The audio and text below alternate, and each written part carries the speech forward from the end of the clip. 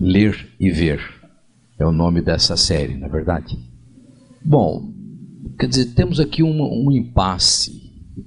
Certamente, todo filme passa por um estágio da leitura. Evidentemente, o filme tem que ter uma narrativa. Portanto, o primeiro passo de um filme é um roteiro. E este roteiro é um roteiro imaginado com palavras, que depois palavras que se convertem em imagens, nesse conjunto todo da arte cinematográfica.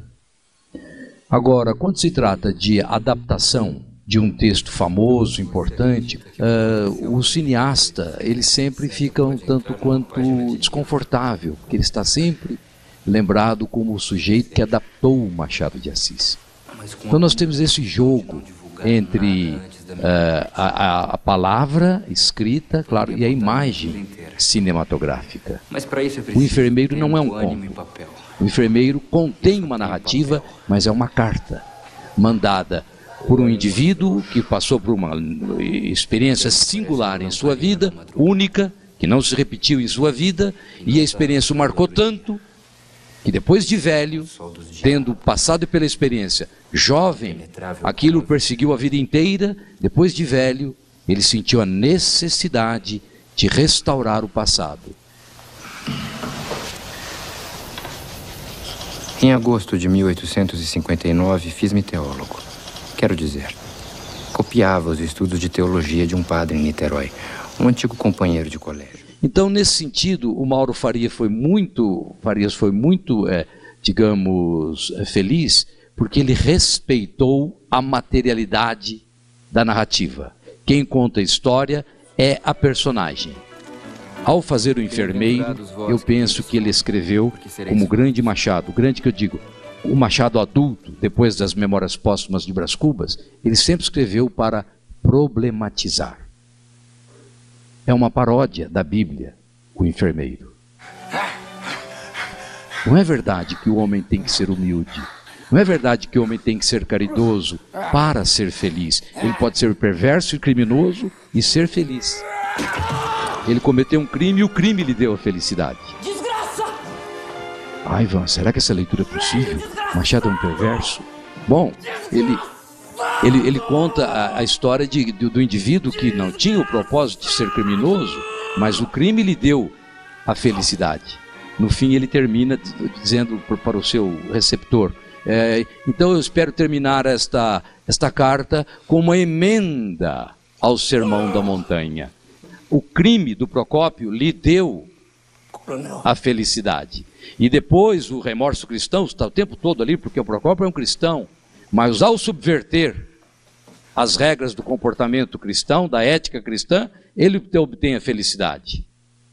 Então ele vai num crescendo, depois do crime ele diz, bom, eu vou pegar esta herança e vou distribuir para os pobres, tudo, vou dar tudo para a igreja, para sociedades beneficentes. Mas o tempo foi passando e ele falou, bom, não preciso dar tudo, isso parece um pouco piegas. Eu darei um pouco do dinheiro para as sociedades beneficentes, para, enfim, comunidades, a igreja. Não sei se perceberam no filme, ele sai da igreja e dá uma pequena esmola.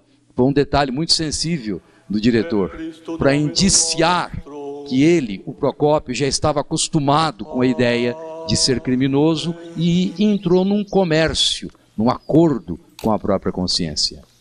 Então fica essa ideia, a materialidade da narrativa e a que veio a narrativa, qual é o sentido dela. E o sentido necessariamente não é o assunto. Assunto é a história. O Procópio matou o Felisberto, isso é o assunto. Agora a interpretação que nós damos ao assunto, nós podemos chamar de tema. Claro. Então eu acho que o assunto é um crime narrado pelo próprio criminoso.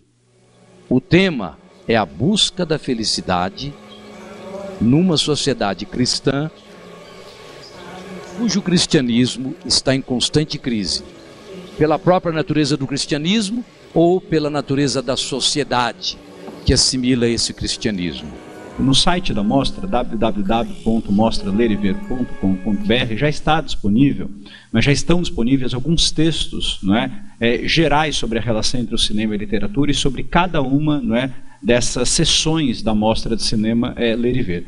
Existe um texto lá muito interessante do Rubem Fonseca, chamado Cinema e Literatura. E o Rubem Fonseca fala da experiência dele como roteirista. E o Rubem Fonseca fala uma coisa muito interessante, que como roteirista, o trabalho dele foi muito mais complexo no momento em que ele foi obrigado a trabalhar com um texto que já existia. E que se você perguntar para um roteirista se ele prefere, né, fazer um roteiro a partir do nada e fazer o roteiro a partir de uma obra consagrada, é provável que ele diga que é mais fácil fazer o roteiro a partir do nada. Porque sempre fica essa discussão que o Ivan colocou, não é? Até que ponto a gente vai ser fiel, não é, à obra, até que ponto a gente vai ser fiel ao texto machadiano. E eu queria que o Mauro falasse um pouco sobre essas escolhas, né? Quer dizer, de onde surgiu a opção, né, pela fidelidade e o quanto foi difícil, né, se manter fiel a um texto como o do Machado. Eu preciso lembrar que eu tive uma parceira muito legal nesse projeto, que foi a Melanie de Mantas, que foi a roteirista do filme, né? E acho que essa felicidade vem também muito do trabalho dela, da capacidade dela de transformar esse conto num roteiro para cinema, né?